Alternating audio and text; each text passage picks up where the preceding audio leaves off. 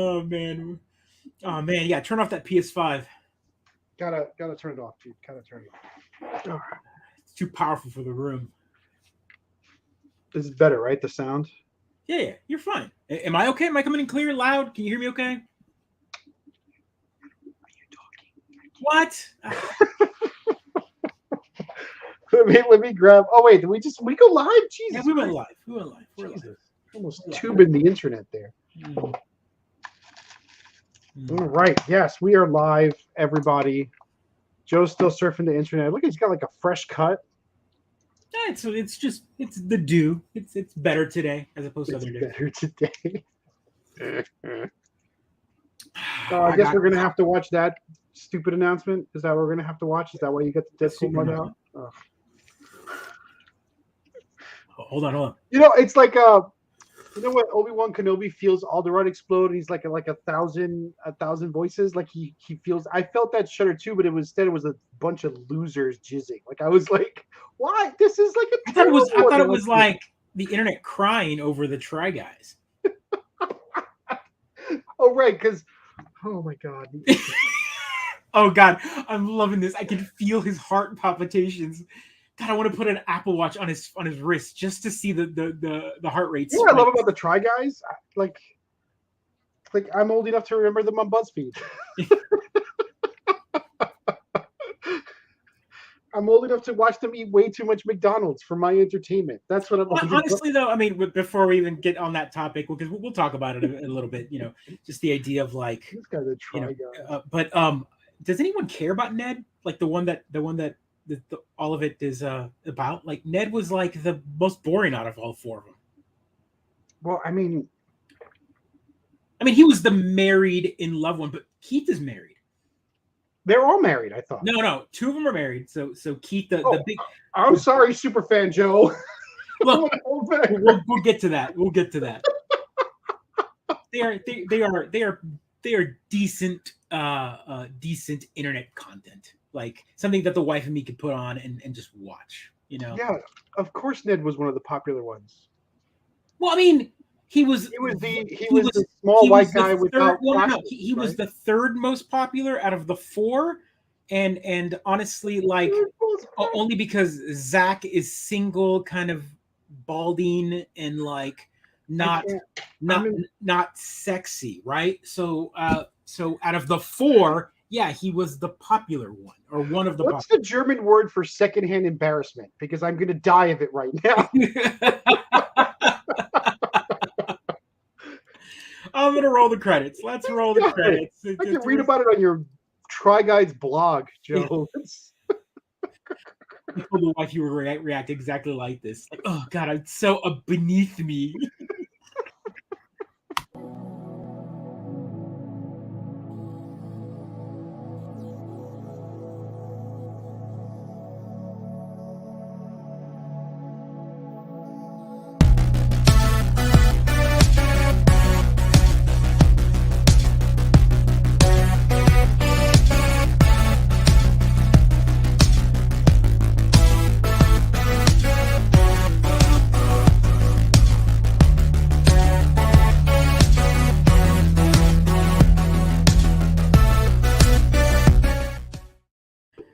Welcome to Mid-Geek Crisis, episode 191. I am Joe, one of your hosts. Welcome. Try Guy super fan. No, I am Pedro. Cautious online. I am a fan of nothing. We know. We all know. We all know your shtick. Except for one thing. New York. No, the subway. The subway system. The subway? That's no one likes the subway. This guy. Is that an honest? It runs 24 hours. It goes anywhere you want to go in the city. It never lets you down. Doesn't Boston have a better subway system? Who? Who? What's up, Dan? Thanks for jumping on, bro. Hey, Dan. Welcome. Living vicariously while you're in Florida, but you're not. But you are. But you're having to field that question constantly. I feel like your updates are like confusing everybody. This guy saved all his content drops, and people didn't realize what's going on, right? Everyone's like, "Are you okay? Is the rain coming? Hurricane? Are you What's gonna going get out on?" in time? I did this 3 years ago too. It Nice. messed everyone up. Yeah. So for those not in the know, Dan has been posting on his social media about his family trip, but he basically went on the trip, came back, aggregated all of these like posts, broke them down into like days, like hours or parts of the day, and then started putting them up. And everyone keeps thinking Slow it's there. drip that content to his fans. I Yeah, love yeah, it. yeah. Every day I've been looking forward to one. Yeah, it's great. I like it. I dig it. Oh man, how's your week been? Good. Good. No complaints. Getting work done. At a Halloween party, right? No, sir. It is September 27th. Yeah, Like it is. Like, tell them to chill. Joe and I are big fans of Halloween, but it's too early. A fall party, a fall festival, maybe, or maybe It's real disrespectful to September. Really, yeah. It truly is. All the chill. Labor Day just happened, sir. Labor Day just happened.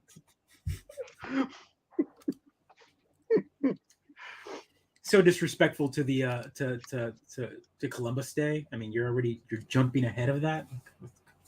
No, I mean, we're skipping all the holidays anyway. We're going to be in Christmas before you know it, right? No, man, like every like one of the TVs. So I jumped on a quick subscription to like get live TV for. I was mooching off certain channels to get certain things turned on or whatever. I decided to screw it, and I hopped on to like YouTube TV and cut off a bunch of other things. And I'm looking at live TV, right? I'm just going through the channels, like what's on live TV. I don't watch live TV. I haven't watched live TV in years.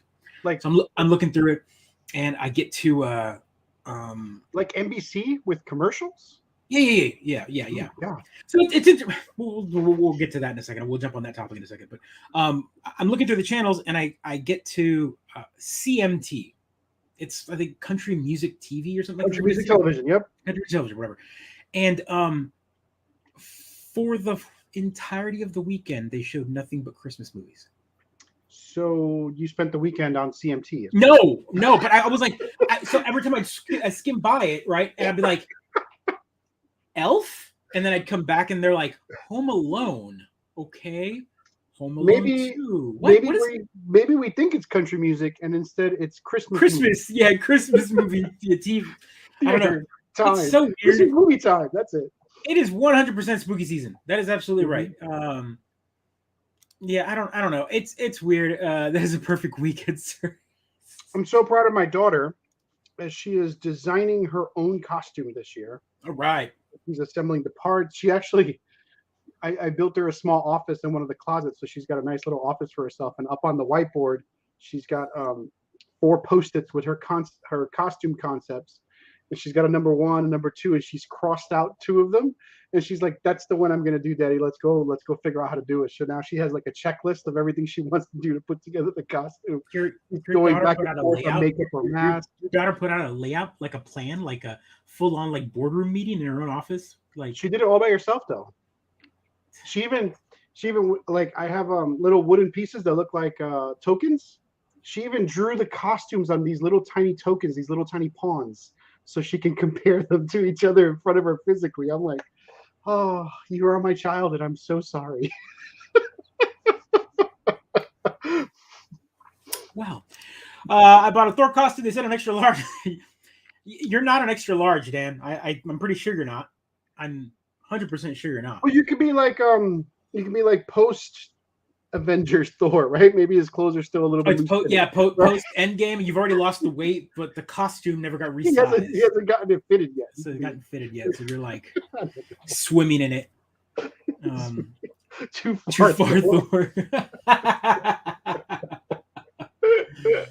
Oh man! All right, so let's jump to this first story only because I want to see that throbbing vein on on Pedro's forehead. On his forehead, folks.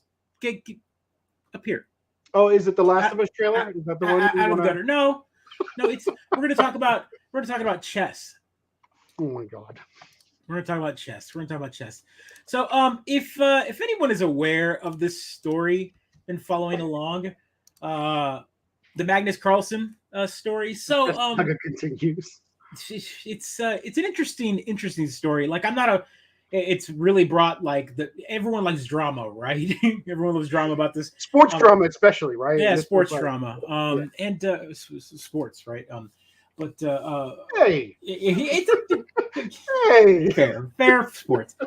It's chess. It's chess. ESPNL Ocho. We get it. Chess. yeah.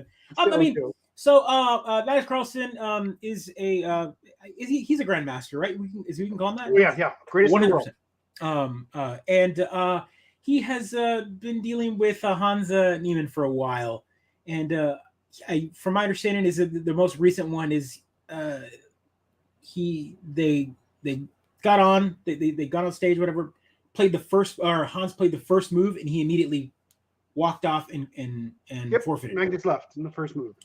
Magnus left in the first move, and that happened before. He had already quit partially through a game before with Hans. Hans has beaten Magnus once before, and so the controversy is that Magnus is pretty much accusing Hans of cheating.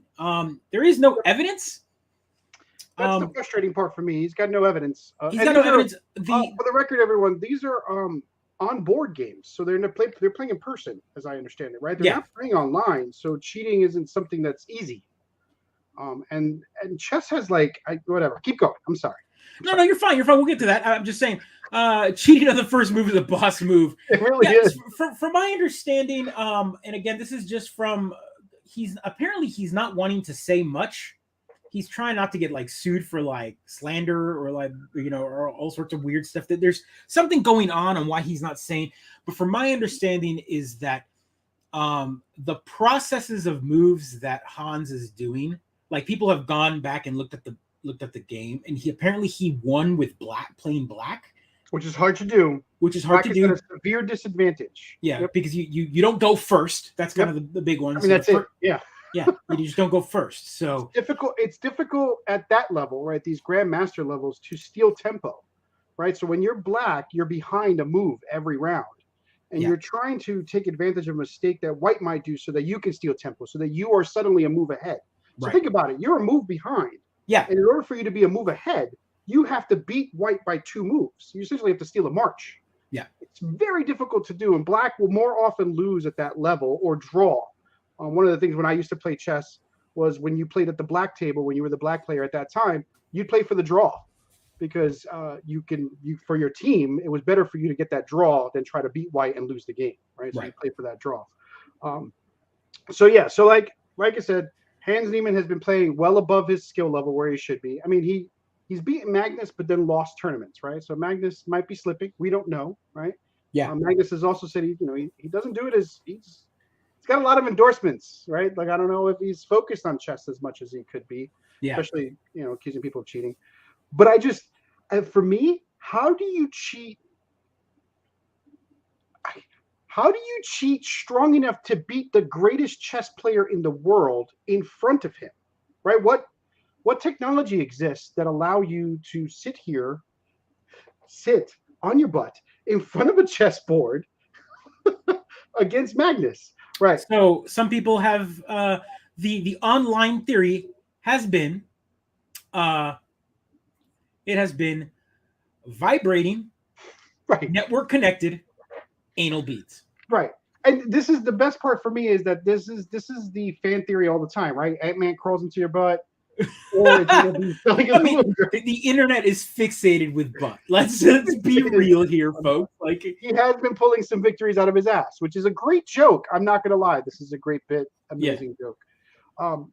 So the Chess Federation uses algorithms, right? They use machine learning and tools to read the way grandmasters play and the way other players play, to try and compare to see if there's been a skill jump, and that skill jump could identify cheating.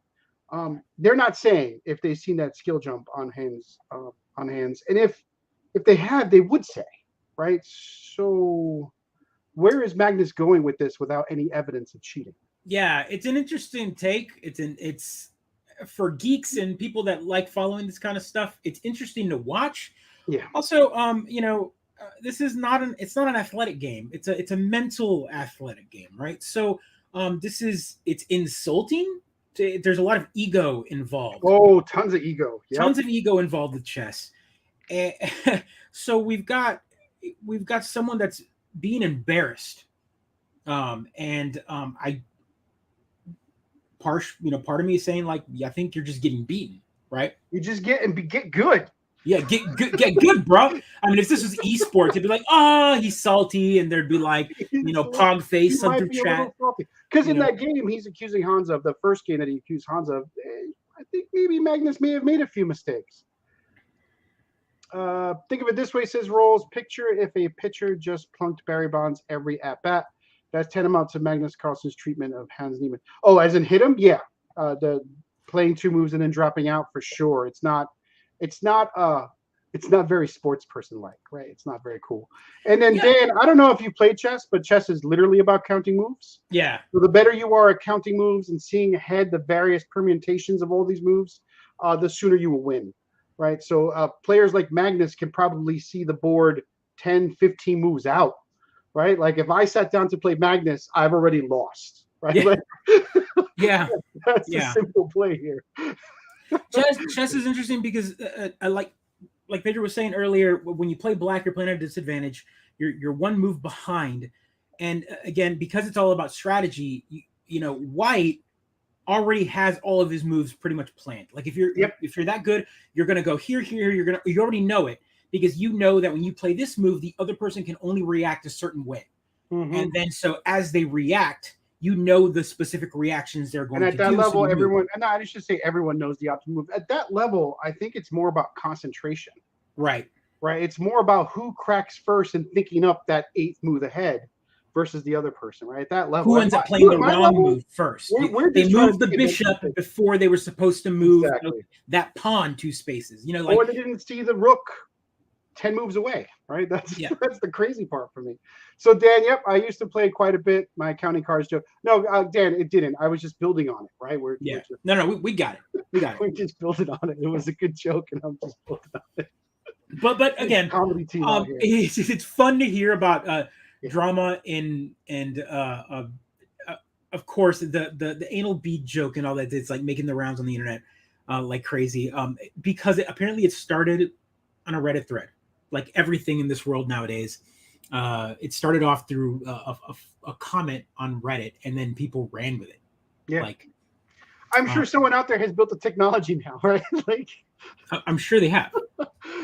And that was apparently one of the issues. Rolls is responding to the concentration comment. It looks like during his game at the Cup, Niemann was apparently just lollygagging and not seeming like he was taking it seriously. Yeah, still won. Yeah, so Magnus, this is what Magnus is really focused on, right? That he was making moves and Niemann didn't seem engaged, wasn't worried. No bead of sweat in playing the Grandmaster World Championship, right? And again, it's an ego thing because it's like maybe he wasn't worried enough. He should be worried. You're playing I'm the best. I mean, or Niemann took like 4 Ambien and was not anxious at all, right? Like, actually, I don't know if they still prescribe Ambien for anxiety, but you know what I mean, right? He could have taken some medication to even heal him to get him through that. And Magnus made mistakes in that game. Let's be very clear. Yeah, but I think he made mistakes because Hans was in his head. Yeah, I think it's like he was. One is mad because he wasn't taking the game seriously. By him thinking that the other person wasn't playing serious, he already was in his head. So, it's interesting. It's a mental game as well, right? It's mental chess and board game. So the legacy of Bobby Fischer lives on, right? Yes. You got to get into your opponent's head. Get into your opponent's That's how you win chess. That's how you win chess. That's right. Chess is fun. I've never sat down and learned it at a professional level. I used to play with my dad a lot. I used to sit down and turn the computer up all the way and just kind of go at it and get my butt beaten until I would find a way to last longer than. It's the only way to get good. Yeah. I mean, that's like anything, right? Like it's literally like video gamers think they invented get good. No, chess players did. Chess players invented get good. Players did. You have to play someone better than you to get better all the time. And in New York, I mean, there's not many places in the world that you can go to play chess. New York is one of them, right? I mean, there are parks dedicated with old, awesome men hustling street chess, like straight up street chess, and they will hustle you. You got these like 35-year-old dude from like the streets, who hustles on the street playing. That's how he makes his money, just playing chess. And I'm playing without a queen. I'm playing without a queen. Come on. I got most powerful piece. Just play me. Come on, $5. I'll play you without the queen. Like, and beat you in like 4 moves. Yeah, it's ridiculous. I love it. I don't know. Maybe Magnus has never been humbled. I've lost to 6-year-olds in Manhattan chess clubs, right? Like, this is the world. Like, I'm a teenager. I'm captain of my chess team, and I'm losing to a 6-year-old in a tournament just because I lost concentration. I thought I could beat this kid handily. Well, I mean, the kid that's never gonna forget it. He's a 6-year-old. He walked up to you. He was already in your head because you're like, this 6-year-old is gonna hear. Like, you didn't take him seriously. You didn't see him as an equal in any way. You saw him down here. That made your level of play automatically drop, thinking that I'm gonna pull my punches. And then he opened in a way I'd never seen before. I was completely unprepared for that opening, and that little bastard crushed me so bad. I could be the CEO. Oh, dude. Yeah, Uncle Phil pool. It's the Uncle Phil scene. It's like, wow, deep cuts. How do you use this? What's the name? Uncle Phil from Fresh Prince of Bel-Air. Yeah, what is it? Bring in, and then eventually he's like, Jeffrey, bring in Lucille, and then he's like, he brings it, and it's like, what? And then he's like, just runs the table. So good, such a great trivia question. What is the name of Uncle Phil's pool cue? Right, of course, Lucille. The old joke. Let's see here. It says the old joke. Player moves a pawn. Other player. The Fibonacci opening. Original player. I moved my pawn. That's right. I will say that because I play every day, right? I've got 2 friends of the show that I definitely play with, and they've done moves that are open in that way. And like 3 moves in, I'm like, why are you using this opening? And they're like, I don't know that that's an opening, right? And I'm just like, all right, well, let's see how this goes then. So definitely, chess is about memorizing those openings as well, right? It's a lot of repetition. I love it. Magnus, I'd love to hear the theory and how you think Hans is cheating, because it'd be revolutionary if he actually is, right? It would be. Yeah, I would totally like. I would love. It's growth hormones. It's the Patriots filming the games. It's begging trash cans, right? It's always Belichick. It's always Belichick is right there in the sidelines. Altuve with the freaking trash cans. Come on, a revolutionary way to cheat that they have not figured out, and it could be a Wi-Fi adapted anal beads. That's you'd have to have some, you'd have to be really sensitive down there to understand the difference in vibrations, right? Like, you'd have to be you'd have to know what's, I guess you could signal the letter of the piece. Like, it would be a very sophisticated way to cheat, I think. Morse code, right? Yeah, I guess. But maybe that's why he was so distracted. He's trying to count these vibrations while presumably getting some pleasure out of it. That's distracting. I'm just going to throw it out there. You just see him grab a piece and just like, Oh, I've seen that movie. Welcome to the Mid-Geek Crisis, where we talk about chess and orgasms. They're one and the same, baby. It's the game. One and the same, baby. The game.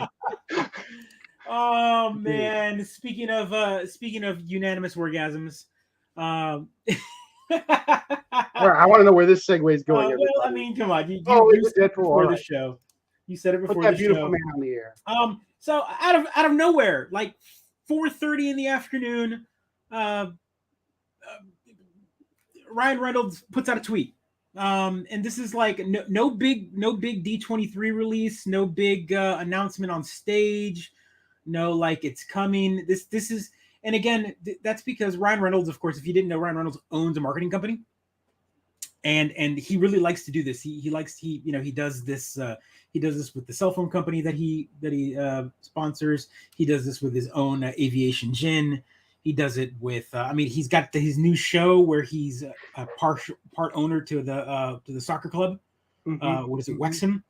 With the other guy from not Ryan Reynolds. Not Ryan Reynolds. The other guy from Always Sunny, right? Not Charlie Day. The not Ryan Reynolds. Not Ryan Reynolds. There we go.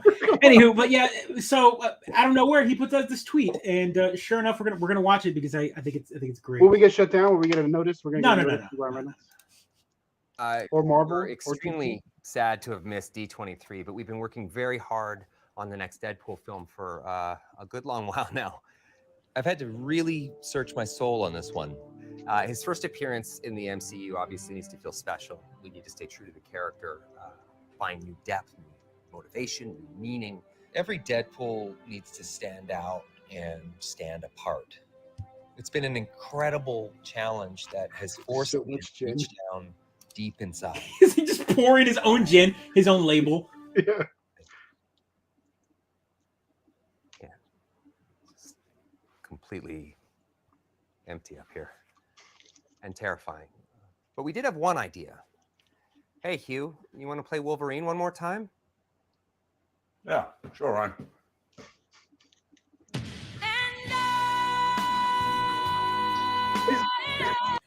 I'll mute that because we'll get one. Was that really Hugh Jackman? Yeah, it's Hugh Jackman who's in the background. And of course, as soon as this went live, Hugh Jackman and him both tweeted out like, yes.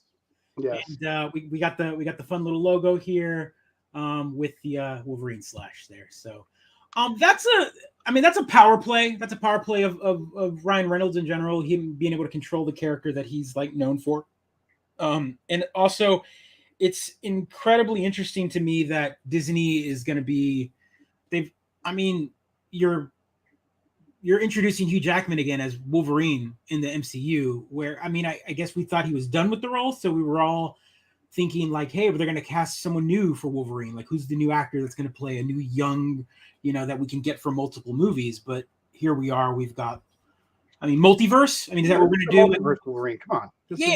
Sure. I just, it's going to be fun to see him one more time as Wolverine. He's 53 years old. He's that's not old, but not young for an MCU role like this. It's Patrick if you're going to be doing Wolverine in the MCU, you get to be like, you get the Disney budget. You're going to be bouncing around, jumping around, fastball special. I'm hoping to get all of that. And how old is Keanu Reeves? Yeah, but Keanu Reeves is a different. Like these 40, 50, these aren't old ages for Hollywood. No, you're right. You're absolutely right. I'm just thinking, I'm thinking ahead in the sense of like longevity for the character. Didn't Stallone just make a superhero movie and he's like 10,000 years old, right? Yeah, but that's the point of the movie there. The point of the movie is like, I'm dying. I don't know. I'm dying here, and I'm, I was a superhero like, I couldn't find it on Prime and I gave up. I was like, I don't know where for 50 years ago, and I got hit in the head too much. So, that's the point of that movie. That's his like swan song. Like, I was a hero already, and now I'm dying. That's what it is. But Wolverine has done multiple movies, and I think it's interesting to bring him back only to this be his final movie again. Like, I can't imagine Marvel going, we're going to sign you up for 4 more movies. They don't even have X-Men like on the board. It wasn't even announced at D23. It's like way into the future, past Fantastic Four. We're looking at 2025, 2026 maybe for X-Men, for any mutant movie. And so I don't think Hugh Jackman's going to be like up for it at 59 years old, right? Like, I don't see him at 60. Or it could just be a giant pump fake move where Hugh Jackman's in it for 4 seconds and all the fans are still Oh yeah, no, that is, you are 100% correct. That is 100% a Ryan Reynolds move. It's like Brad Pitt's cameo, and by the way, he was in Deadpool 2, right? Does everyone forget? Like, come on, Hugh is 53. Yes. Yeah, if he has this with you, did you see the what was that movie? The Lost in Paradise or whatever. It's the recent movie with Sandra Bullock and Channing Tatum. No. So the wife and me watched it. It's a fun comedy. It's basically Romancing the Stone, kind of a remake. Okay. It's a very fun movie. Also she's another deep cut. Everybody. Yeah. Well, Sandra Bullock is a romance writer, and Channing Tatum is the cover model of the Fabio of all of the book. And he's very invested in the character. Like, every time they go to like book events, and he's the model. He shows up as with the long hair and whatever, and she's done. Like, she's got writer's block. She kind of spits out a book, and she's totally done with this character. She's like, she gets kidnapped because apparently, she knows her husband was an archaeologist before he passed away, and she had been basing a lot of the books on it so that's why the romance is dead in her. So anyway, Right. my point is that she gets kidnapped. There's a Brad Pitt Are you plays trying like to explain romantic comedies to hold me, on. Joe? So Brad Pitt is a mercenary in this movie where he gets hired to rescue her. And he's in the movie for all of 5 minutes. Again, Good for him, it's another Brad Pitt shows up and then like something happens to him. I wonder what, because he's very famous for that. He's just having so much fun in these little tiny roles. Just for Yeah. He loves it, but he plays kind of the same character, like I'm Brad Pitt, I'm smooth talking, like action guy or whatever. So it's a fun movie. Go check it out if you like Romancing the Stone. I think it's a homage. It's not really a sequel or a reboot or anything, but if same ordeal. Like if you know exactly what happens in that movie, that's what happens in this movie. It's fun. I gotcha. All right, I dig it. But anywho, again, Brad Pitt's still getting action roles. I mean, he just did Bullet Train, right? He did that. That. What? Who are you? Was it on HBO Max streaming? Because I don't know what it is now. It's on one of the streaming services now. It was at the theater. It was only I just watched Love and Thunder like a week ago, Joe. I'm like months behind. Years. Bullet Train looks really good. Yeah, exactly. So they're really bringing Brad Pitt into that action role recently. Like he's being put into these roles. I don't know. It's weird. Interesting. Yeah. All right. So like he was never really a super action star. Yeah, right? But I mean, in this movie, he's kind of like this would have been a movie that Keanu Reeves would have been in. Yeah, Brad Pitt's like, I want to be like Keanu Reeves. Everyone loves him. I get it. Yeah. So I mean, I see where they're going with it. So it looks fun. Whatever. We'll see. Whatever. We'll see. Has it come out? Now that we talked about things that are very far away into the future, let's talk about asteroids. Things that are really close. Things that are really close. God. So once again, we have stopped the giant asteroid from slamming into Earth and wiping us out. Oh, yeah. Woo. Come on, man. This is great. So yesterday I watched the live. There we go. I don't want to miss a thing. Oh, good. Beautiful comment there. Really appreciate that one. It really is good. Yeah. But so I mean, I had forgotten it was happening until like the morning of, and I did too. I just remembered like after work, and I was like, oh, did I miss it? What time is it happening? Right. So I had to rewind a little bit in the broadcast to actually watch the DART mission. If anyone doesn't know, I don't even remember what DART stands for. It's such a convoluted acronym. It's like direct asteroid or actualized response targeting. I don't know. It's not what you think it is, which is damn that asteroid with a rocket, right? Like it's not at all what you hope it should be. NASA launched a damn asteroid with rocket torpedo. Yeah, exactly. Take that, right? Like, there we go. We crashed a drone-controlled planet-borne device into a celestial body, right? Yeah, intentionally. We did it on the mark. So did you read about this? Right, this asteroid was actually orbiting another asteroid.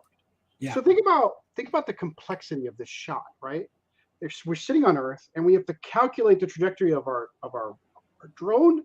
Oh yeah. The trajectory of that asteroid moving through space, and the trajectory of that little asteroid. We didn't go for the big one. We went for the little one orbiting the big one. The moon asteroid, the celestial moon. Nailed it. Yeah. Right there. I mean, we got to talk about, first off, like, I want to be the guy that did the formula just so that I could go like, yeah, I made that shot. Like, this isn't like Kobe from downtown.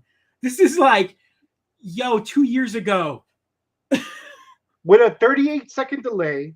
And I think when they were within like 8 minutes, they couldn't give any more commands because any sort of movement would send it way off course, right? So you can't like just fire the engines a little tiny bit. You can't do that. It's not going to work. Rolls, of course, says, and yet here I sit still waiting on my flying car. Different business, Rolls. Different business. NASA's about the future of humanity. Flying cars, send a letter to Elon Musk. All right, that's who you talk to for your flying. He only talks through tweets. He only talks through tweets. 164 characters. That's all you get. Like I don't know why he talks to tweets. He's not getting any. I want to see a dude perfect recap. Oh, lovely. Oh, good bit there, Dan. Because I want to talk about that too. Like, that's good. if you can't watch it because the resolution of that camera striking the asteroid is pretty darn cool. Like you'd like if you're into that sort of nerdy stuff where it's trailing in there at a 38-second delay, it's pretty cool when it passes the first asteroid and actually strikes the second one. Yeah, no, it's interesting to me. Like has there been any, like, the one thing that I'm waiting to hear about is the like the calculations of how much we nudged it out of orbit. Like, did it do a difference? Right? Like I haven't followed up on the news there yet, though. That would be right. So the idea was that they added the logo of the UFO in today. I don't know what that. No, I didn't. No. Air domain intelligence.mil. I'll take a look at that. Really? You're gonna click a random internet from Facebook user, a random website from Facebook user with a .mil? Do it. Your security zone. Roll says, lest we forget, NASA can essentially nail a Kobe shot, yet can't feel a rocket ship sitting here on Earth. Well, so they made a choice not to launch that rocket, right? Think about the project management skills involved in not doing it. How many projects have we gone forward with? Rolls, you're two different people. Mathematicians versus like logistical fuel people. Like, I mean, they found a leak and they didn't want to launch with the leak. That's a good. I mean, how many companies do we all work for that do it anyway? Right? This is good. If they had blown it up in the sky, everyone would blame them for it. This is good project management skills. This is good, intelligent decision making, scientifically. I love them. I know, Rolls. I know. You just get me going. People are all like, "Oh, what a waste of taxpayer dollars," and I'm all like, "All right." In 100 years, when an asteroid is going to destroy us all, or let's say the bugs launch an asteroid towards Buenos Aires, Joe, and we're not ready. All right. I wish to know more. I wish to know more, sir. NASA's doing their part. All right. That's what I'm gonna say. Are you doing yours? Oh God. Goosebumps there.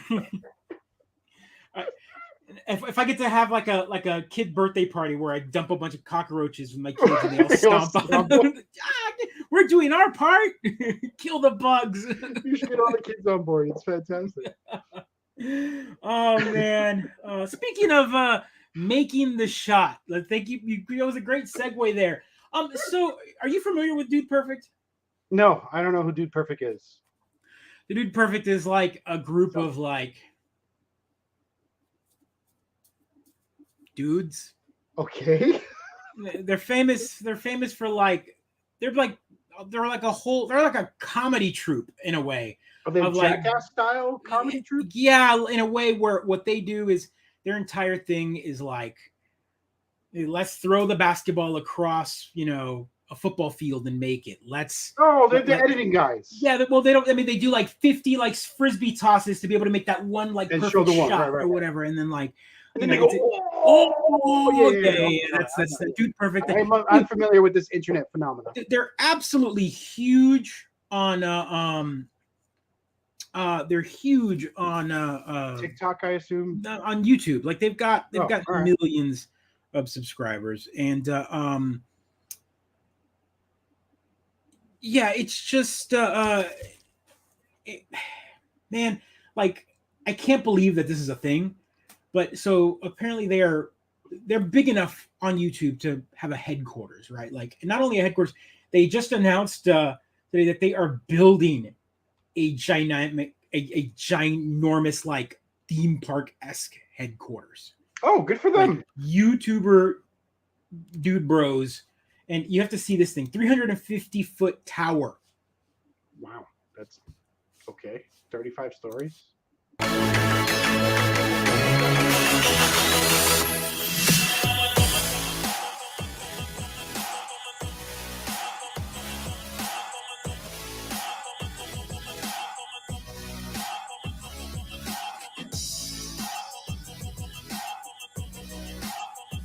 Are they selling NFTs to fund this, Joe? This looks like I'm being pitched a new fucking blockchain. Are you kidding me with this?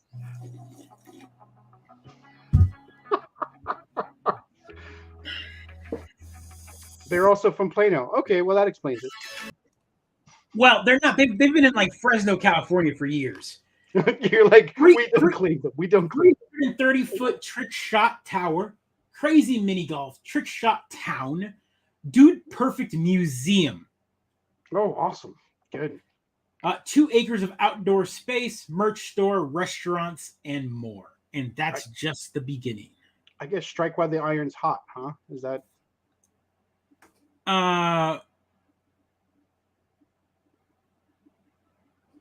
Frisco. Dude Perfect headquarters is in Frisco. Thank you, Dan. Super fan of Dude Is Perfect. it in Frisco, Dan? Frisco? I thought they were Frisco, California. I could have sworn I read they were in California for a long time. Maybe I read that wrong. You're right. Okay. I didn't know that. Wait, Frisco's not short for San Francisco? Plans new headquarters. Oh, there you go. Then that's you're right. There we go. So Dallas, I didn't know that. That's a perfect. Dude Perfect Museum will have exhibits a number of takes. I don't know, man. I don't know. Frisbee, I assume the backwards hat with the sunglasses on it, right? That's all the stuff they want to put in the museum so people preserve it forever. I want to talk about Frisco. So that's not short for San Francisco. That's an actual town in Texas. Yeah, for Frisco, Texas, it's a neighbor town to Plano. It's just. Isn't Dallas the neighbor town to Plano? No, there's a bunch of towns. Like remember, Dallas is just a mess when it comes down to small towns. You know that. You've flown in here. We've got you've got Dallas, Arlington, Fort Worth are the 3 big cities, and then right, Fort Worth. That's right. Okay. A bunch of different ones, but Frisco is headquarters for Gearbox. So I thought that was in San Francisco. Okay, all right. Yeah, no, like now I know there's a Frisco and there's a San Francisco. Never the two shall meet. Yeah, never Here the two. Here I am learning things. Yeah, no. Office of the Director of National Intelligence, NIM Aviation. Is that what the military website is? Is that? Yeah. All right, you just got traced, Joe. So, no, I don't want to see. I don't. Well, it's the logo. I can't. All right. I can't even pull it up. It's never gonna work. It's like it's never gonna work. It's never gonna work. We'll take an exhibit of the number of takes it takes to nail one shot. Yeah, I don't know. It's interesting to me. Like, I guess my mind is blown that I guess these individuals, these perfect dudes, apparently have made enough money and fame and like whatever because they do trick shots. I guess all edited. I just want everyone to be clear here. Like, it's not like they walk out live and make a shot on a random thing, and then they make. Do they do these things live? Do people watch them miss the shot 100 times and then 58 million subs on YouTube, tens of billions of subscribers? Yeah. No, I know. They make the money. They make the money. It's awesome. It's a really fun way to spend 1 minute on the can when they put up a new video, right? Like that's what their whole business model is about. Yeah, they're on a video for the length of your poop. Yeah, they're the guys that like bounce like ping pong balls. Yeah, but their whole business model is built around people filling up the quiet, lonely space of their lives by watching these videos on their phone, right? Yeah, no, Rolls. I've seen the math on some of these big YouTubers. Dude Perfect is one of the biggest. It's like Mr. Beast, Dude Perfect.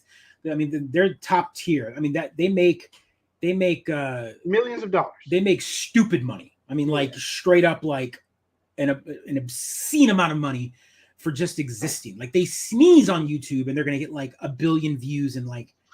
And the algorithm is going to continue to reward them. Right. It's like they can never be thrown. YouTube is very pyramid schemey, right? Like what ends up happening is once you get to the top of the ladder, it's very hard to fall down that ladder. And everyone's like, well, if you don't put out enough content, but it doesn't matter the content they put out at that point. Like, yes, it's got to be good, but because they're already so high up there that even if it's like a mediocre video, it's still going to get 5 million views in like 2 days.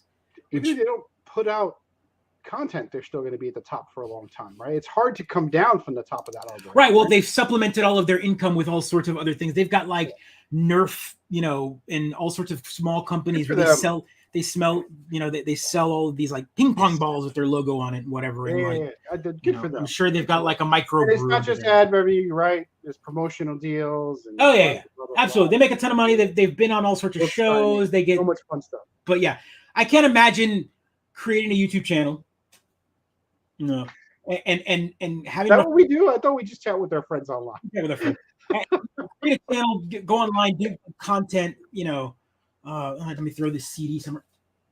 Oh, first try. There we go. And then make that much amount of money only to open up like a theme park. That's pretty wild. I wonder how that's going to work out because, as I understand it, theme park is an extremely stable business model. That when you open it, it's just like printing money, right? They just survive forever. Theme parks. I mean, it's golf as well. So it's golf as well. I mean, what is it? What's the company that based out of Houston? I think Houston, or it's Top It's Golf. true. The right? only person who doesn't make money with their golf courses is Donald Trump, right? He's the only guy who can't make money owning a golf course. Right? Yeah. Well, I mean, you got to bury your wife somewhere, right? Wow. Zing. Oh man. Oh man. Yeah. So the Last of Us released a trailer. Did anyone see this? Like I saw it. The HBO Max. Yeah, it looks good. It looks like an HBO show. If you didn't know it was a game, it looks like a show that's going to be on HBO. And if you play the game, then you're like, yep, that's The Last of Us. So, did you watch it? The trailer? Did you enjoy it? No. No, you didn't enjoy the trailer because you don't like HBO shows? No, I don't find the game fun. Wow. Yeah, I know. Take. Hot take. I know. So that's a hot take, but at least it's interesting. Okay, one of the things I enjoy doing on the internet, just because I hate myself, is reading the comments, which we all know we shouldn't do, right? So, in case you're curious at what one dude on the internet, I'm assuming it's a dude I probably shouldn't, said after watching the trailer. I'm just gonna zoom. Oh, wow! You read the comments in that first. Really? How old is she in the game? I mean, according to this comment. So, I mean, like, people are garbage, Joe. Just, I don't understand how anyone enjoys anything anymore on the internet. Like, when you're like, Pedro, why do you hate the internet so much? How could you turn things off? I don't want to stay connected to that garbage. I mean, yes, the internet was a mistake. We've all come to the conclusion that the internet was a mistake. That said, though, like, look, it's a conversation. Like, yes, I can stay disconnected from the internet. I have, for my own sanity, for my own happiness, I have avoided. I don't go to Kotaku comments anymore. I don't go. I unfollowed Kotaku off of Facebook because I used to enjoy getting the feed and eventually getting a news story or whatever. But now the comments are like, "Oh, typical woke-taku," and you get all the hate. So now I don't read any comments from most of those pages. IGN is definitely not one I ever read anymore. Comment sections in general are just pretty awful. So that's already one level of terrible. And then also all the algorithm will find us no matter what we do. So all we can do is prune. We're playing bonsai tree. You're never gonna win that fight, dude. Never. No, I'm not expecting to win it. I'm expecting to survive. Kotaku, come on. Yeah, I mean, that's right. That's what everyone calls it. It's just there's only two sides to the debate, right? You're either woke-taku or you think a 14-year-old girl is too ugly, right? Yeah. There's only two people in the world, right? There's woke or those folks. Which side are you on, Facebook user? Yeah. Oh man, I can't. So look, my take on The Last of Us. Again, I've tried to say it before. I am not a fan of horror games. Yeah. They're for everybody. I mean, they're not for everybody. I like that everyone likes them. Resident Evil and all that. I used to play those when I was younger. The tank controls were already were half of the horror, right? On the old top-down isometric Resident Evils, the tank controls would made it hard. The zombie would shamble in, or you get like, you know, a liquor drop or whatever, and it just like, and you're like, oh crap, I'm trying to move the freaking place to hold down right, left to turn, and then hold the gun and aim. You're like, do, you know, just really terrible controls. And that was as much as like or Silent Hill, right? Where like you saw, great. Yeah, those are creepy.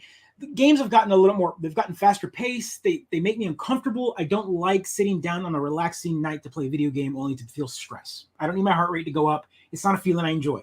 It's the reason why I don't watch horror movies. I like if I'm going to sit down and watch a movie, I want to watch something that's going to like excite me, and like an action movie or like a comic book movie or like something fun or fantasy or whatever, or a comedy or whatever. But horror is not a fun to me like experience. Like you've just gone soft and nougaty on your inside. Maybe or I've always been that way. I've never really like loved the feel of horror. And I've talked about this on the show before. I appreciate horror. I appreciate horror movies. I love good ones, especially. Good ones. Or I appreciate also like even the old '80s ones with practical effects, makeup, the special effects. A lot of special effects in Hollywood really originated through the horror scene. Yep. You know, horror and sci-fi for sure. Horror and sci-fi, fantastic. Like sci-fi horror, I can get behind a little more because at least I'm intrigued by the science aspect. Like one of my favorite sci-fi horror movies would be like Event Horizon. It's a tough watch for me, but I'll get through it because I enjoy the sci-fi aspect, like The Thing. Fair. So Alien horror movie. Alien horror, but also like sci-fi. Like there's a level. Ghoulies. Deep cut. Deep cut. Ghoulies is definitely one of those, like it's interesting, but that's super hard to sit on a toilet it's puppetry. Yeah, I remember going through the video store and seeing like the freaking ghoulies that coming out of the toilet. I'm like, ooh, I can't. Oh, that's too close. Yeah, it messed with me when I was a kid. So horror's not my thing. So The Last of Us in general is already kind of a hard one. Like the first 15-20 minutes of that game, like already like I remember it, pretty brutal. It tears my heart out. Actually, yeah. And then I'm supposed to like kind of go through the story. And we get it. Like I read horror more. Like I read The Walking Dead, and The Walking Dead in book form was way more brutal than the show. This guy. And that said, I was there in the stand. I was there. I pumped the asthma pump in it. Right? I remember seeing these characters get killed, eviscerated for the sake of like evisceration, and it was hard. It was brutal, but it was in book form. I could read it and ingest it issue by issue. There's a level of I don't know. That's just me. The Last of Us is just not my bag. That said, though, that you put The Last of Us into that horror genre, right? That's not. Yeah, and say that's more of an action. It isn't right. So maybe I'll give it a try. We'll see how it goes. Yeah. So I don't know. I don't know where I'm going to go with it. I'll eventually maybe watch it. I'll see how it goes. I don't know. The Last of Us has been more horror, or it's more grotesque in the sense of like, I get it. Humans are garbage. Like, the villains of that's one of the reasons why The Walking Dead. Do you need me to put the comment up again? Do you need me to put the comment up again? Is that humans are garbage? Humans are garbage. And I already deal with it in my real life enough that I don't need to be reminded of it. And one of the reasons why I don't like the Walking Dead show is because we get it. How horrible can you be to other humans? I don't need more horrible things happening to humans just for the sake of shock value. Like it's the reason why I don't enjoy movies like that. I dig it. You're just all about the escapism. Yeah. I just the Purge. I'm all like, yeah, that's proof. Yeah, it's proof. Yeah. I dig it. I dig it. So anywho, that's my take on it. Hopefully people enjoy it. I if you purchased the remake of you gave your money the fifth time to Sony for The Last of Us, go for it, enjoy it. It looks, from the little clips and the shots and whatever, it looks good. I'm not interested yet. Maybe something will draw me into it. So yeah, there we go on that one. That was a take for sure. Take for sure, he says. Andor. I haven't watched it yet. Only because the one rumor I heard about it, which I guess I'm gonna have to revisit, is like each episode is cut very badly, as in apparently every episode ends not in a good spot. It's like they made all 3 episodes. It's like a movie. Like it's almost like you have to watch all 3 episodes to feel any like. I mean, am I wrong? If anyone's watched it, from my understanding, it's very like it's going to be one long movie, It's not like encapsulated episodes where you're getting like a beginning and a problem and then something that solves. Apparently, the director's the showrunner for this was like, no, it's one treat. We want to treat this like one movie, one continuous take, but it's 10 hours long. Yeah, it's like, right, like 12 hours long. Fair enough. I just build them up. I just started She-Hulk, so I got too many shows. How you liking that? It's good. It's fun. How far are you into it? 3 episodes in. What happens in that 3rd episode? I don't remember. I just started the 3rd. So the good segue there. So She-Hulk, if anyone's been watching it, I've really been enjoying it because it's almost like the showrunner knew what was going to happen. That's the reactions on the internet. Yeah, so they knew, right? So if you haven't been following along, they have literally been goading the commentators by actually like putting things like up, making fun of like it's right there in the show. Yeah, okay, in the new right. like so She-Hulk is going through things in the media, and of course they're like there's a whole the hate group is like very much like incel, like Andrew Tate / like hating She-Hulk. She's a woman. They've got to bring her down, and so they're actually like the villains of the show. And there's like whole hate groups, like a Reddit or like a whole website dedicated to like hate on her, and like very real way. Yeah. And I'm like, oh my god! And what's interesting, of course, is the feeding, because as you watch the episodes, then the comments just back up the things that are happening in the show, and so they don't like it.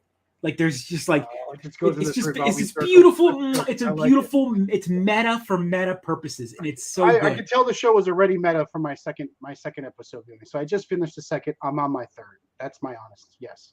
So I just finished the 2nd. I'm on my 3rd. My wife pointed out that men are garbage. Yeah, they are. And you know what I love most about that comment, Dan, and I'm not calling you specifically out. If you read a lot of old comic books or a lot of old Marvel movies, even.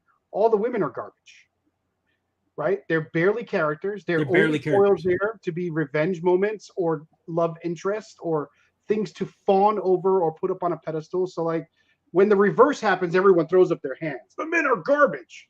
But like a lot of those characters in old comic book movies weren't very good for the ladies either, right? Yeah. Like, they weren't good. So yeah, welcome to equality. Where all the characters are garbage, right? Like, isn't that the best?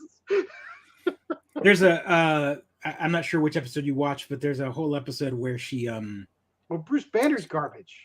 Well, he is at the beginning, right? Like he's very much like he wants to protect her. He wants to, but he's written very well for that reason. Like he's supposed to, like he doesn't want to like, oh, you're the second episode now. I think was the court case. That was the one with where the woman comes smashing through and the whole court case and Tatiana, Titania. Anywho, but there's a whole episode where the narrative has been that Jennifer obviously is not liked. Like she's a very powerful woman. She's smart. She's brilliant. She's pretty, but she doesn't have like that confidence that She-Hulk has. Yeah. And because of that, everyone prefers She-Hulk, but she also doesn't want to be She-Hulk. Right. She wants to be Jennifer. She wants to be noticed as Jennifer, and Jennifer is very like, let's see. So eventually, she kind of embraces She-Hulk for a little bit, and she creates like a Tinder profile and starts going on dates. Oh my gosh, that's gonna be fun. It's great. And no spoilers. She goes on dates, but then like all of those dates turn out to be trash, right? But then she has to use those trash dates in a court case. It's brilliant. I've been enjoying it a lot. There's a lot of like interest, a lot of meta, a lot of. As we talk about things we enjoy, Joe, I'm going to just say I also started the Harley Quinn animated show on HBO Max, and I enjoyed that immensely as well. Yes. Oh yeah. That was so good. Was you just started it? I'm deep into season 2. So okay, all right. Maybe even season 3. I don't know. I'm somewhere in there. Yeah, that's another show. It's Haley Kuko is the showrunner for that one. She wrote Harley very well. Ivy's written very well. A lot of the men are written very. They're great. Clayface's character cracks me the hell up. Yeah, Clayface is great. Kite Man. What I found interesting, and I just want to say this, right? Interestingly to me about the DC universe, is I am weirdly free from canon. Right? Yeah. I could enjoy Harley Quinn, the TV show, without wondering how it fits into the Marvel universe. Yeah. While all of these Marvel shows, it's always in the back of my mind. What clues are there? What Easter eggs? What am I looking for? And part of the show is it's less enjoyable because I'm so obsessed with how it all plugs in. While Harley Quinn, I can just enjoy for the narrative and not worry about how it's all plugged, because it's not. It's completely different. Yeah, and also DC's done that with all of their properties. And also if you are a fan of DC properties and all of the other things, and you watch all this stuff, there's all sorts of Easter eggs in Easter eggs, you know, like little Condiment Man, which is hilarious. And again, no need to worry about it. But yeah. Harley Quinn is fantastic. Yeah, they just finished season 3. Season 3 just ended. I want to say that might be one of the best written Jokers ever. Oh, this Joker, this psychotic Joker is really good. Yeah, because there's definitely again, season 1 you get Joker up to the end of season 1, and then there's the version of Joker you get in season 2 is a completely different character, and then the Joker you get in season 3 is just perfection. Splendid. All right, So I'm good. excited for that. Maybe I'll watch also spoilers without spoilers, because this is something that Haley Cuoco has written and just kind of came back and said, because everyone's like, oh, Harley and Ivy, if they get together, they're gonna break up or whatever is the common thing, and she pretty much comes out and says like they will never break up. Like I won't let it happen. It's not happening. Not in my show. Not on my watch. Which is good, because it's always burn the place down. Right. It's the trope of like, oh, they can get together, but then like, not really. We don't want them together. She's got to be, it's like, no, I think it's fun. So they get together? No, it's okay. Yeah. Yes. Yes, they do. Spoilers, you bastard. Spoilers. Yeah. So before I forget, go for it. For next Thank you. Next week's show, everybody, we're going to do something a little different. This graphic was not created by us, but I love it. Next week, our friend is kickstarting a project called Super Snipers. It's Galen's Games. Their Kickstarter starts October 18th, but next week, we're going to have the designer of the game on to help Joe play the game and hopefully not lose to me in Super Snipers. We're going to play online. He is going to, Galen's going to walk us through. Maybe we'll talk a little bit about the design process, but a couple minutes next week. Something different. Watch us Tuesday. Enjoy Joe's face. There aren't dice here, but I'm sure he will draw the worst polynominos. Absolutely. There is no doubt about it. There's no way in hell that I won't botch that particular roll. And if there's a roll to be botched, I will do it. Yep. So we'll set up the tabletop simulator. We got to test that later this week, but we're going to be playing some games online and pimping Galen Games, right? Super Snipers based right out of Syracuse. It's going to be fun. Yeah, absolutely. So here's the website. Go check them out. Yeah. What is that URL here, by the way? Make sure I get that right. And that is galensgames.com, right up there at Galen McCowan. I love the art. I love the artist that he got for it. We've got a teaser trailer for the let's put that up here. Game there, you play some like high-tech snipers in a post-apocalyptic future, hunting each other down.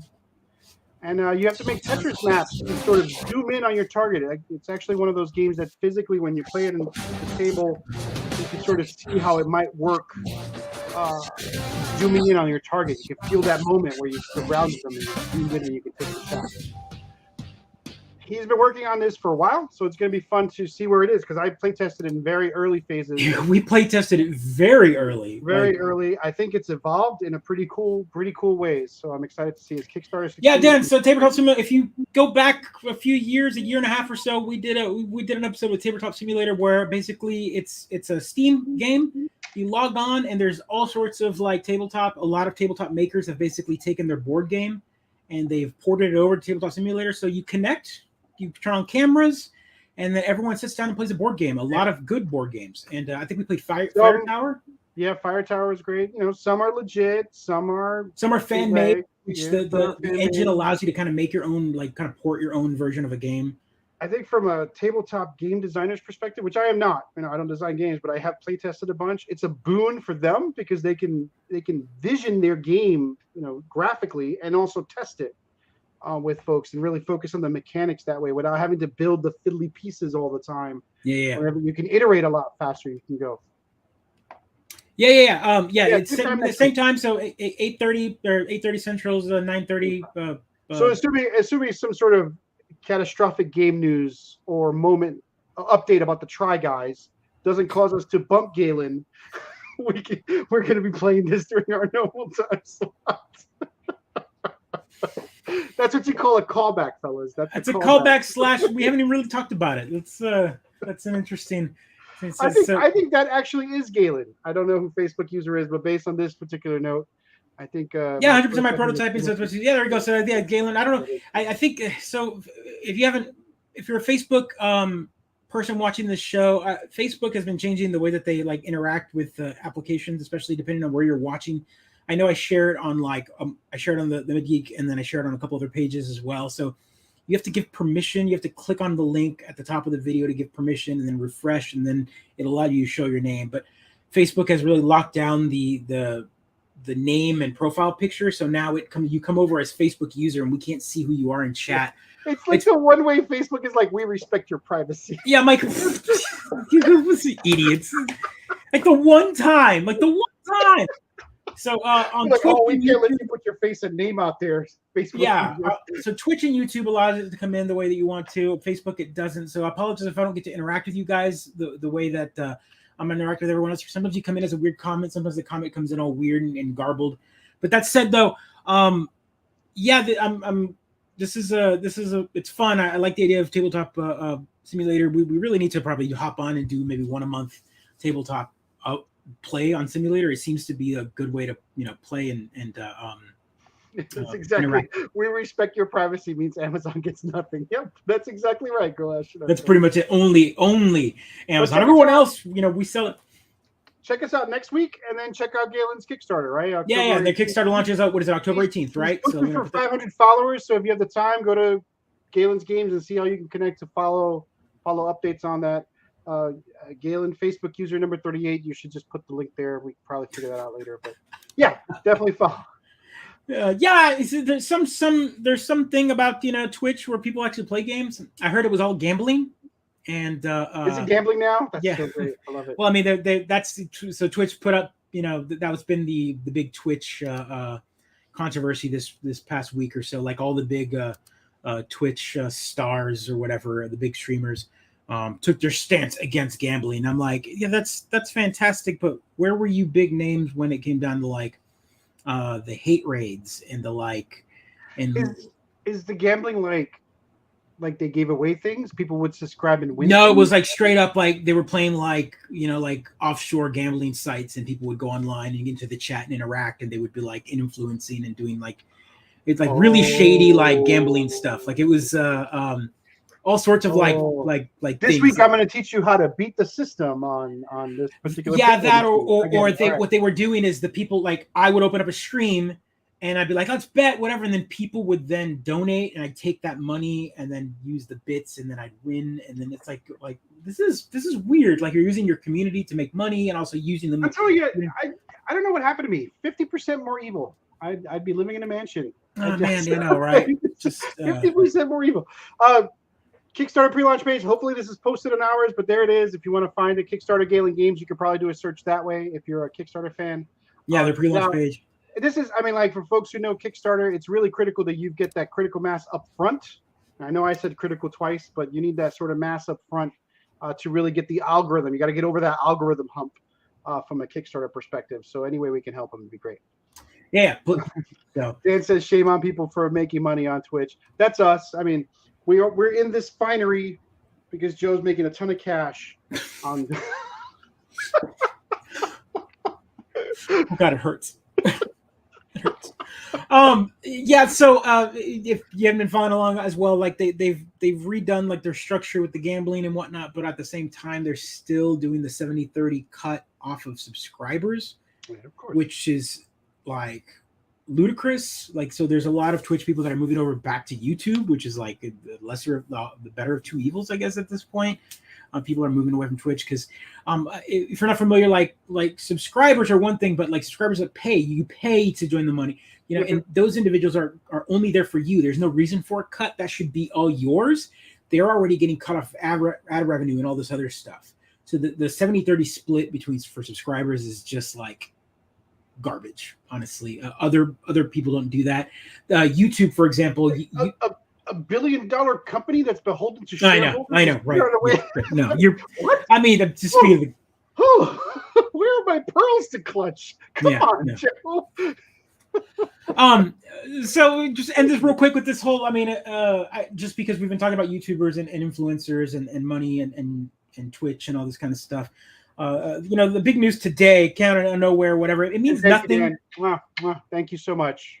The entire $5. Thank you. Yeah, I appreciate it. Really, I do. That's not even a joke. I appreciate it. That it's awesome to have you here. But so this Try Guy news came out of nowhere, came out of left field. I thought it was interesting. We were talking pre-show how we used to watch him on BuzzFeed and whatnot. Yeah. And we laugh and we're like, whatever. But I mean, honestly, the Try Guy is one of those like weird, like there's like a Venn diagram out there somewhere, right? Where like people that don't watch any YouTube content, people that watch casual content, and then people that are like old BuzzFeed, and like that middle is the Try Guys. They really have this like weird fan base because the Try Guys, I mean, their whole shtick was like they were just like normal dudes that would try things, right? Try this food, try on lingerie, try whatever. Get them. They each had like a boy band character, like they became characters in themselves. At first they were 4 individuals that worked at BuzzFeed, and they kept getting paired up, and eventually they became like the Try Guys. Ate a bunch of McDonald's. They would go on and eat McDonald's, try everything McDonald's were. And honestly, I enjoy a lot of the like Keith, for example, the big nerdy kind of with the class. They're all nerdy. Good sense of delivery. He's real funny. He has his own thing outside of that with a Jew Burger and all of you've probably heard the like white people taco night song or whatever. That's him. But what's great is he puts out videos for the Try Guys where he like goes and he's got this appetite where he eats the entire menu at places and he puts them at one a month. And it's like fascinating to like watch this dude like go and order everything at Olive Garden and try it out. And like, I know, it's absolutely hilarious. But like, we watch like, oh my God, all of these things must taste the same. And he does. He's just the critique. It's great. Good channel. Out of all 4 of the individuals, like the controversy was that Ned, one of them, was his shtick was like the brand he was selling. His character was like, I love my wife, and earnest wife guy. Yep. Earnest wife guy. I love smoochy boochies. We had like they would do like videos with they would like do crafts. They wrote a cookbook together, or like a 6-month diet with my wife, for our anniversary. I'm doing all this, like a lot of like. So he was very like the fan base. I mean, your brand, part of your 1/4 of your brand for the Try Guys was people that enjoyed watching his content because him and his wife. And then of course the controversy today was, and of course it was the wife guy. Yes, and that's the shtick. From my understanding, I was on Twitter like everyone today, and one individual was like, the hilarious part is this guy came and did a seminar at my university with him and his wife about marriage, like 2 months ago. Like he came and did like how to like, that's the like the hilarious sad part about this is because, and you drug his wife into this, he was, there's a whole ordeal of this. He also has sub-employees. There was a whole separate channel called the Food Babies, two individuals that were like, at first they were just like people that helped out with the eat the menu kind of thing. And then they became their own like food side channel or whatever. One of them was technically an employee for the Try Guys. He was their boss. He was the one cheating on with her. She was engaged with somebody. I mean, it's just a mess. It's like complete mess. But it's interesting because it's YouTube personas, Joe can't get his novellas elsewhere. So it's crazy. It's funny. It's sad. But yeah, like it just goes to show, even these like small YouTube channels, which have become giant brands, like for example, Dude Perfect, who can buy a whole complex, cult complex for all your followers. They're maturing now. Now they're conglomerates that make ridiculous amounts of money. It's a business move. Like, I mean, they've got They've got merch. They've got so do we, by the way. Mid-Geekcrisis.com. Go check it out. We've got merch as well. But the Try Guys have merch. They've got like a tour where they go out on tour and do like song and dance and crap like that. Like, I don't know. It's weird. It sucks because you've drug the name into the mud for these 3 other individuals on their show. I mean, they'll survive, I'm sure.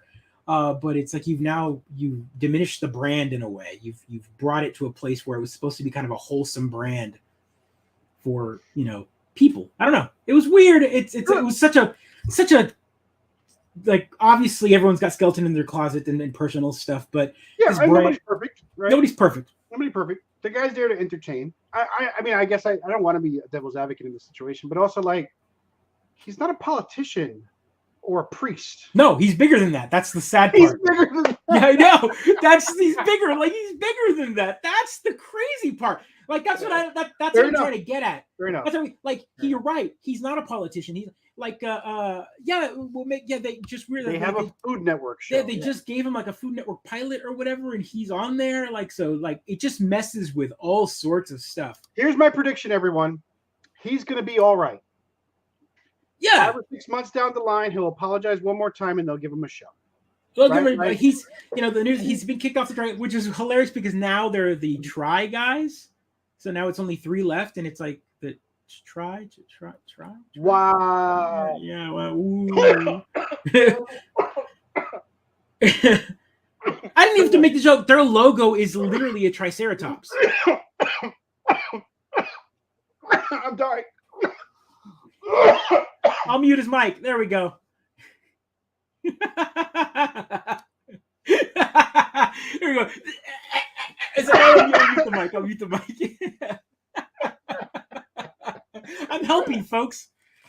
Anywho, folks, an hour and 15. Real quick, also just before I forget, I'm watching Cyberpunk Edge Runners on Netflix, and it's great.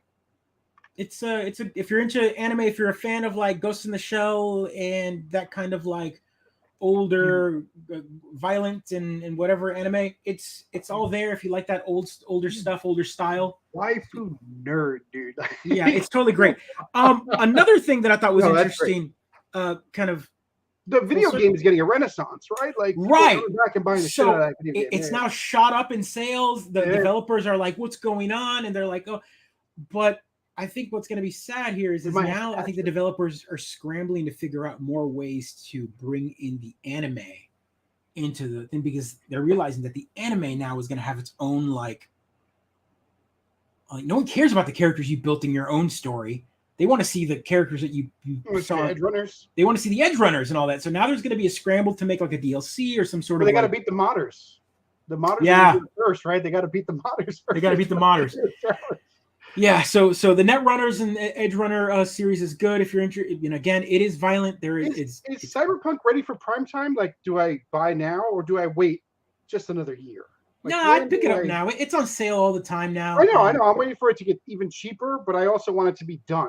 Right? Yeah, the newest patch, especially on Xbox Series S and X, is fantastic. It runs great, especially with the new like DLC, that final DLC patch or whatever that's coming out.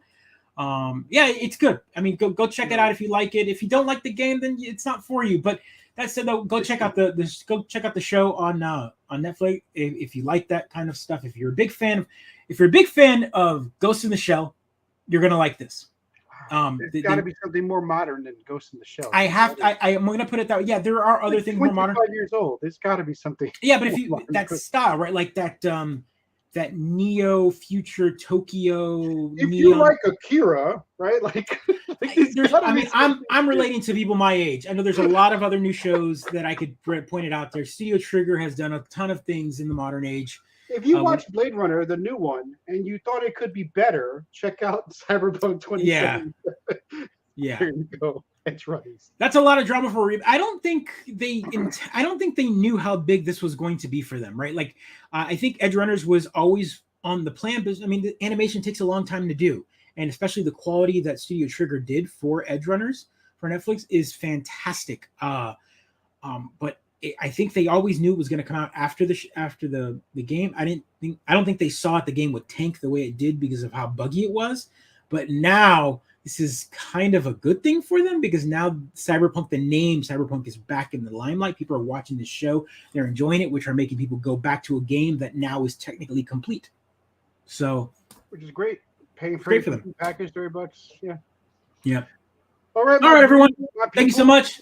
Thanks for jumping on. Go Astronaut Go. Dan, Rita, Rolls. Join us next week. We'll play some Super Snipers live, and yeah, that's what we're gonna do next week. Yeah, we'll promo it a few more times. Yeah, we'll promo it a few more times. I'll push out the tweet and all that kind of stuff. Yes, agreed. All right, everyone. Thanks for watching. Episode capitalism, maybe. I'm gonna make sure that's out there. That's out there.